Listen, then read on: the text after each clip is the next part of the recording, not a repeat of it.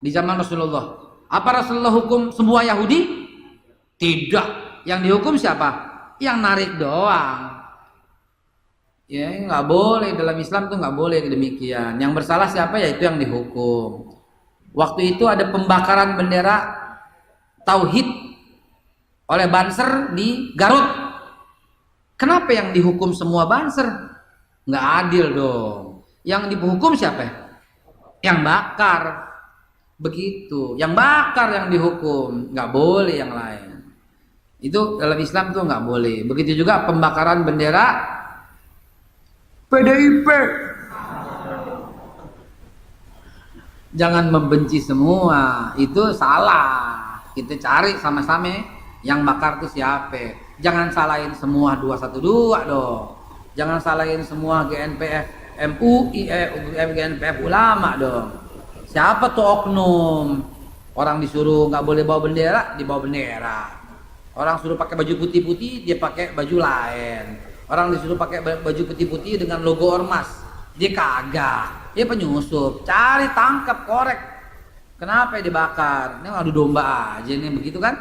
Banyak orang yang nggak suka akhirnya ngadu domba. Baik jamaah sekalian, itulah awal mula perang salib. Lalu mereka apa? Membantai umat Islam secara sadis. Secara sadis.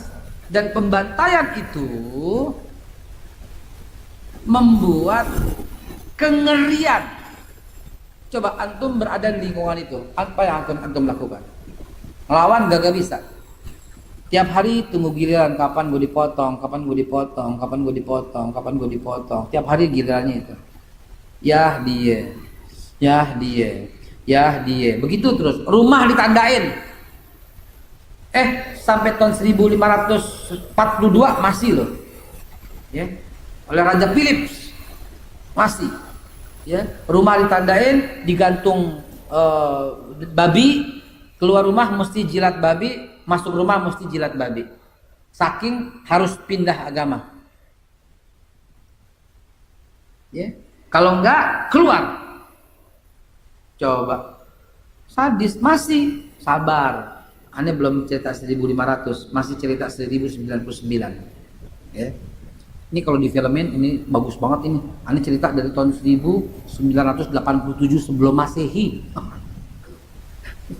Sampai sekarang udah tahun 1095, 96, 1999 sampai 1099. Itu perang terjadi, pembunuhan itu terjadi seperti itu. Masya Allah, la ilaha illa anta astaghfirullahaladzim, la ilaha illa anta subhanaka inni kuntu minadz dzalimin. Ya Rabb, apa yang terjadi? Antum berada di lingkungan itu, tinggal tunggu. Habis ini siapa yang diseret? Habis ini siapa yang dibantai? Habis ini siapa yang dipotong? Ya bini gue, ya anak gue, gitu kan? Ya gue nih, ya dadah ada anak-anak, ya Allah, dan seterusnya dan seterusnya. Nggak bisa kemana-mana. Kalau antum datang ke Yerusalem dan lihat kotanya, Masya Allah, itu dindingnya itu berapa meter? Ada 20 meter, 25 meter, ada 30 meter, ada 15 meter gitu ya. Mengerikan. Tebelnya itu Masya Allah, cuma ada pintu kecil. Dan di situ dipenuhi dengan umat Islam yang sebelumnya damai. Ada gereja dalam situ, ada masjid dalam situ, ada sinagog dalam situ. Siapa yang udah pernah ke Yerusalem? Dari zaman dulu Anda pengen bilang, ya, go to Yerusalem dengan Ittihad gitu. Dari dulu sampai covid ini nggak pergi-pergi, sampai belum pulang-pulang, sampai covidnya mau sepi, kita belum berangkat juga. Ya Allah ya Rabb. Anda udah berapa kali berangkat? Ya berangkat dong, ya. Nggak mahal. Jual mobil lah, berangkat lah gitu kan. Jual handphone lah begitulah, ya. Ya Rabb. Masih lama isanya? Isanya masih lama? Masih 7 menit. Mari. Maka mau waktu bagi Quran soalnya. Ya. Baik jamaah sekalian yang dimulakan Allah. Apa berikutnya? Kapan tuh stopnya? Secara sejarah stopnya 99, tapi nggak berhenti. Karena terus-terusan terintimidasi, terus-terusan nggak bisa bergerak. Coba saudara. Sampai 1187 datanglah sang pembebas. Sang pembebas Sultan Salahuddin Al-Ayyubi. Dia datang ke Yerusalem. Sebelumnya ke Bani Fatimiyah dulu. Ini Syiah. Syiah itu dari dulu ya. Dari dulu Syiah. Dia rela bersama Crusader. Crusader itu perang tentara salib ya. Dia rela bersama Crusader membunuh umat Islam yang ada di Yerusalem. Maka ini duri dalam daging. Maka Sultan Salahuddin Al-Ayyubi beresin Bani Fatimiyah dulu. Baru setelah nggak ada duri dalam daging, baru. Karena perjuangan nggak bisa kalau ada orang-orang yang kayak begini. Selalu bocor rahasia. Selalu ada yang nguntit. Selalu ada yang ngintilin. Ya, ini Anda harus sering-sering buka WhatsApp karena tadi pagi tiba-tiba seluruh WhatsApp hilang.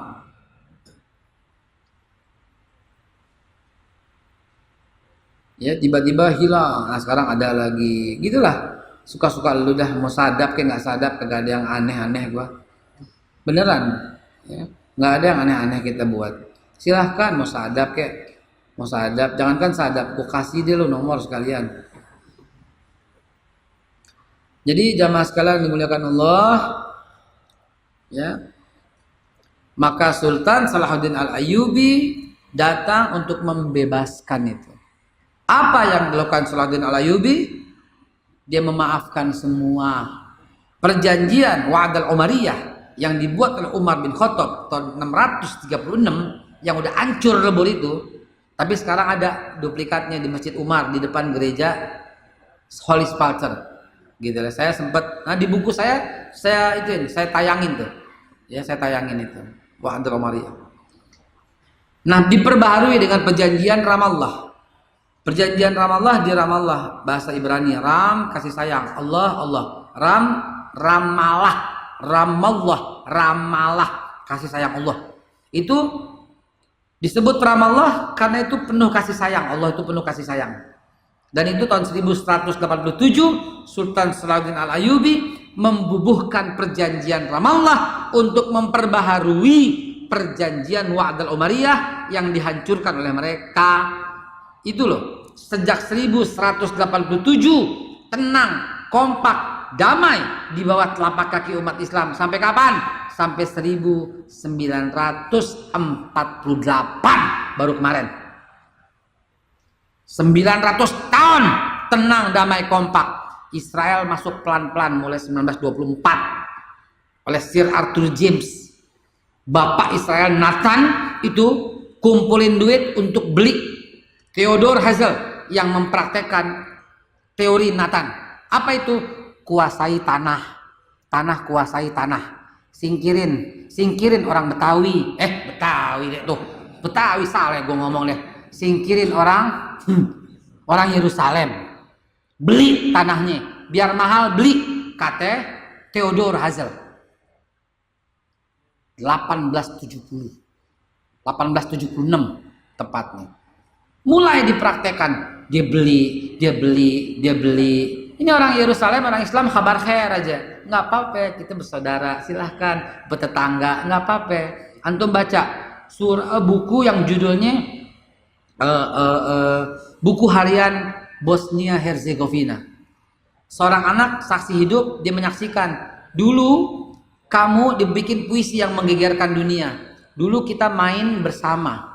Dulu kita main kelereng bersama, dan kita main kait itu layangan bersama. Tapi kini keluargamu membantai habis keluargaku. Kata tulisan seorang Muslim di Bosnia Herzegovina. Dari dulu dia begitu. Begitu juga di Yerusalem. Kabar khair, silahkan Yahudi masuk, nggak apa-apa. Kita bersaudara. Begitu banyak. 14 Mei 1948 tiba-tiba sekonyong-konyong seorang yang bernama siapa? David Ben Gurion mengumumkan kemerdekaan bangsa Israel. Akhirnya Truman, presiden Amerika pada waktu itu, langsung negara